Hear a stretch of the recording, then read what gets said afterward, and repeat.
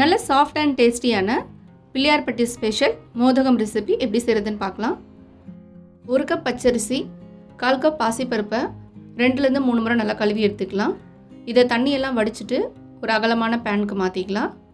அரிசி பருப்போட ஈரப்பதம் போகிற வரைக்கும் நல்லா வறுத்து எடுத்துட்டு இதை ஒரு மிக்சர் ஜாரில் மாற்றிக்கலாம். இது கூட 2லேருந்து 3 ஏலக்காய் சேர்த்து ரவை பதத்துக்கு நல்லா அரைச்சி எடுத்துக்கோங்க.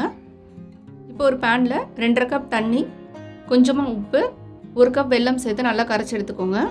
வெல்லம் கரைஞ்சதும் அரைச்ச பச்சரிசி மாவை உள்ளே சேர்த்து நல்லா மிக்ஸ் பண்ணி எடுத்துக்கலாம். மீடியம் ஃப்ளேமில் வச்சு நல்லா மிக்ஸ் பண்ணிகிட்டே இருந்தீங்கன்னா 5 to 10 மினிட்ஸில் இந்த மாதிரி நல்லா கெட்டியாகிடும். இதை தனியாக ஆற வச்சு எடுத்துக்கலாம். இப்போ கையில் லைட்டாக எண்ணெய் தடவிட்டு கொழுக்கட்டை அச்சிருந்ததுன்னா அதில் இந்த மாதிரி எண்ணெய் தடவி உள்ளே வச்சு நல்லா மோதகம் ஷேப்பில் ரெடி பண்ணிக்கலாம்.